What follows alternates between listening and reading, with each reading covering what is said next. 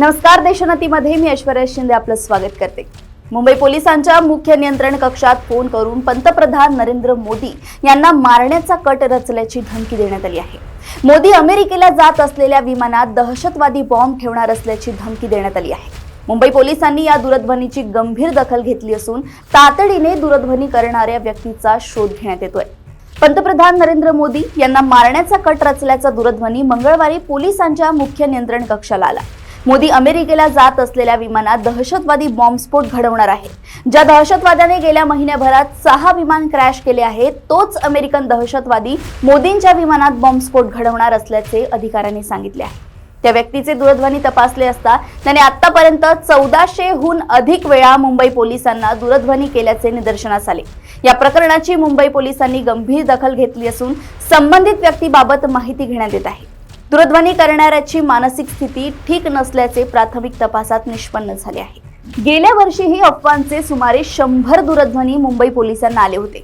यावर्षी ऑक्टोबर महिन्यात अशा धमक्यांच्या दूरध्वनीने 100 गाठली होती। नुकतीच रिझर्व्ह बँक ऑफ इंडियाला एका धमकीचा दूरध्वनी आला होता। हा दूरध्वनी रिझर्व्ह बँकेच्या कस्टमर केअर क्रमांकावर आला होता। फोनवर बोलणाऱ्या व्यक्तीने स्वतः लष्कर-ए-तैयबाचा सीईओ असल्याचा दावा केला होता। अभिनेता सलमान खान व शाहरुख खान यांनाही धमकीचे संदेश व दूरध्वनी मुंबई पोलिसांना प्राप्त झाले आहे। याशिवाय उत्तर प्रदेशचे मुख्यमंत्री योगी आदित्यनाथ यांनाही मारण्याची धमकी देणारा संदेश पोलिसांना प्राप्त झाला होता। एका महिलेनेही यापूर्वी 30हून अधिक वेळा मुंबई पोलिसांच्या नियंत्रण कक्षाला दूरध्वनी करून खोटी माहिती दिली आहे। त्यामुळे पोलिसांना अशा दूरध्वनींमुळे नाहक त्रास सहन करावा लागतो। गेल्या वर्षी देशभरात विमानांबाबत धमक्यांचे 200हून अधिक संदेश प्राप्त झाले होते। ऑक्टोबरच्या 15 दिवसातच 70हून अधिक धमकीचे संदेश प्राप्त झाले होते। IP ॲड्रेसनुसार काही संदेश लंडन, जर्मनी व फ्रान्स येथील असल्याचे निष्पन्न झाले। आरोपी त्यासाठी VPN सुविधेचा वापर करत असल्याचा संशय देखील आहे।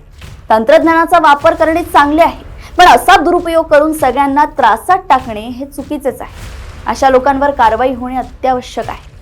अशाच अपडेट्स सोबत पुन्हा भेटूया देशोन्नतीमध्ये। नमस्कार।